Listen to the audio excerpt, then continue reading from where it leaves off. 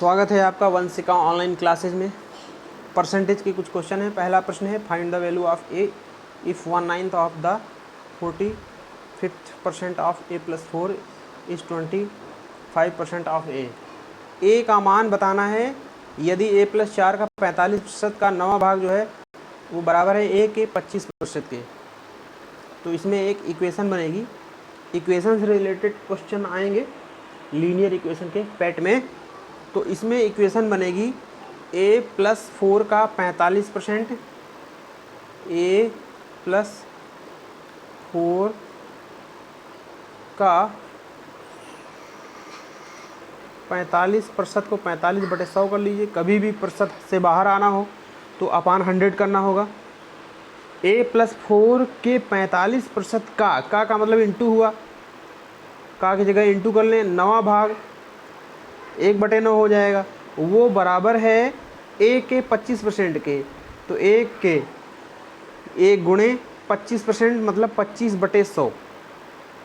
अब इसे आपको सॉल्व करने लेना है। a का मान आंसर आ जाएगा 1। कैसे? नीचे 100 कैंसिल हो जाएगा, क्योंकि बराबर अगर बीच में लगा है इक्वेशन में तो जो है हर कैंसिल होगा और अंश से कैंसिल होगा।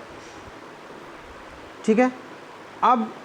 अब इसमें इधर लेफ्ट साइड में 9 पचे 45 और 5 से इसको काट दीजिए, 5 पचे 25। अब आपका बचा a प्लस 4 बराबर 5a। a को राइट में ट्रांसफ़र करेंगे, 4 equal to 5a minus a, 4 equal to 4a। a बराबर 4/4, a बराबर 1 आंसर आ जाएगा। अगला प्रश्न है आपका, एक घन की प्रत्येक भुजा में 40% की वृद्धि होती है, घन के पृष्ठीय क्षेत्रफल में हुई प्रतिशत वृद्धि बताइए। ठीक है। तो यहाँ पर जो है घन की भुजा में 40% की वृद्धि हो रही है, तो जो परसेंटेज दिया हुआ है 40/100 हो जाएगा और उसको 20 से काटिए, 20 दूना 40, 20 पंचे 100। फ्रैक्शन में चेंज होगा 2/5। मतलब प्रश्न कह रहा है किसी घन की प्रत्येक भुजा में 40% की वृद्धि होती है। उसको हम इस लैंग्वेज में भी बोल सकते हैं कि किसी घन की भुजा अगर 5 है तो उसमें वृद्धि 2 की हो रही है। ठीक है, इसको इस तरह भी बोल सकते हैं। पहले लैंग्वेज में था किसी घन के प्रत्येक भुजा में 40% की वृद्धि हो रही है, मतलब किसी घन की भुजा 100 है तो वृद्धि 40 की हो रही है। काट के छोटा कर दिए तो किसी घन की भुजा अगर 5 यूनिट है तो वृद्धि 2 यूनिट हो रही है। तो पहले थी 5, ऊपर वाली वृद्धि है तो हो गई कितनी, 7।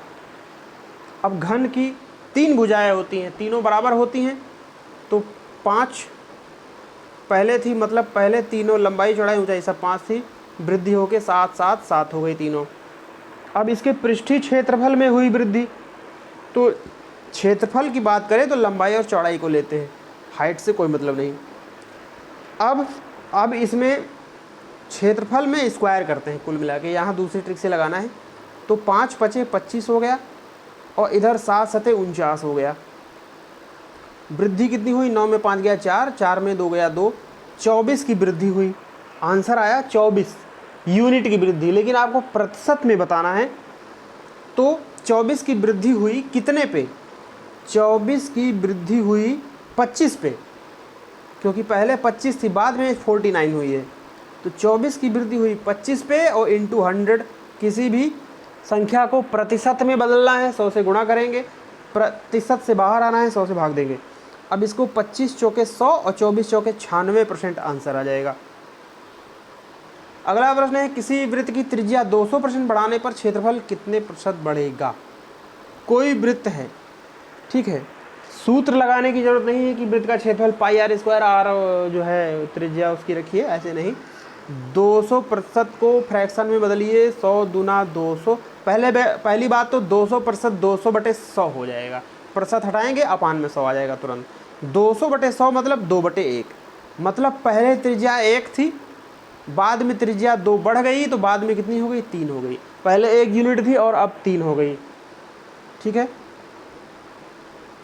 क्षेत्रफल की बात करें हमेशा स्क्वायर करेंगे, रेशियो मेथड में, परसेंटेज मेथड में हमेशा स्क्वायर और घन। तो 1 का स्क्वायर 1 और 3 का स्क्वायर 9। ठीक। पुरानी भुजा के अनुसार, पुरानी त्रिज्या के अनुसार वृत्त का क्षेत्रफल 1 वर्ग इकाई और नई त्रिज्या के अनुसार 9 वर्ग इकाई। वृद्धि कितनी हुई? 8 वर्ग इकाई की। ठीक है, प्रतिशत वृद्धि पूछ रहा है, तो प्रतिशत वृद्धि पूछ रहा है तो वृद्धि हुई आपकी 8 बटे कितने पे हुई, या प्रारंभिक क्षेत्रफल कितना होगा वो रखिए नीचे। 8 की वृद्धि हुई 1 पर हुई, या ऊपर वृद्धि नीचे प्रारंभिक क्षेत्रफल गुणे 100 बराबर आएगा 800 प्रतिशत आंसर। अगला प्रश्न है, यदि एक भिन्न के अंश को 150% बढ़ा दिया जाए और हर को 3% बढ़ा दिया जाए तो परिणामी भिन्न 5/18 प्राप्त होती है, तो प्रारंभिक भिन्न क्या है? अंश को 150% बढ़ाया गया, 150% को काट पीट के 50 तियाँ 150 और 50 दुना 100, 3/2। ठीक है, मतलब जो भिन्न का अंश था वो 1.5% बढ़ा दिया गया। दूसरी लैंग्वेज में कहेंगे भिन्न का अंश अगर 2 था तो 3 बढ़ा दिया गया, 2 था अंश 3 बढ़ा दिया गया तो हो गया 5। पुराना अंश ये और नया अंश ये नया अंश है। नंबरेटर 2 से 5 हो गया, 3 वृद्धि है।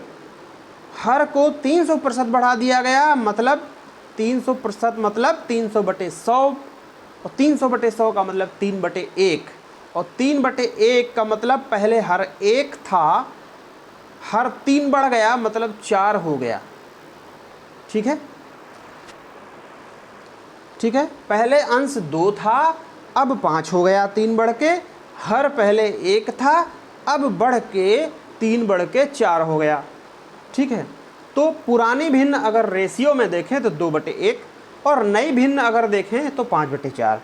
प्रश्न कह रहा है परिणामी भिन्न 5/18 प्राप्त होती है, तो रेशियो में परिणामी भिन्न हमारी 5/4 है, लेकिन प्रश्न के अनुसार 5/18 है। दोनों को बराबर कर दीजिए। 5/4 यूनिट जो भिन्न है वो 5/18 के बराबर है। जब कैंसिल करेंगे तो 1/4 बराबर 1/18। ठीक है, 1/4 बराबर 1/18, दोनों को उल्टा कर देंगे, 4 बराबर 18।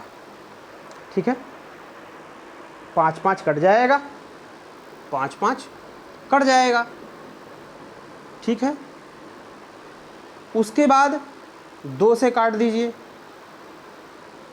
1 मिनट, हाँ इन्वर्स नहीं करना है। 1/4 1/18, क्योंकि यहाँ इक्वेशन है तो हमें रेशियो मेथड लेना है। क्रॉस मल्टीप्लाई करिए, 18 बराबर 4 हो जाएगा, 18 बराबर 4 हो जाएगा। ठीक है, 2 9 18 और 2 दूना 4, मतलब 9 यूनिट की वैल्यू जो है 2 आ गई, और 1 यूनिट की वैल्यू आ गई 2/9। ठीक है, 1 यूनिट की वैल्यू 2/9 आ गई। अब आपका पूछ रहा है प्रारंभिक भिन्न क्या है? प्रारंभिक भिन्न ये है 2/1 यूनिट, तो 2/1 यूनिट, 1 यूनिट की वैल्यू आई कितनी? 2/9, तो ऊपर अंश जो है 2 यूनिट है, उसमें 2/9 से गुणा कर दीजिए, क्योंकि 1 यूनिट की वैल्यू 2/9, और नीचे 1 यूनिट है। ठीक है, तो उससे कोई फ़र्क नहीं। ठीक है, उसको वैसे ही रहने दीजिए, 2 से गुणा कर दीजिए। अभी आपका 4/9 आपका आंसर हो जाएगा।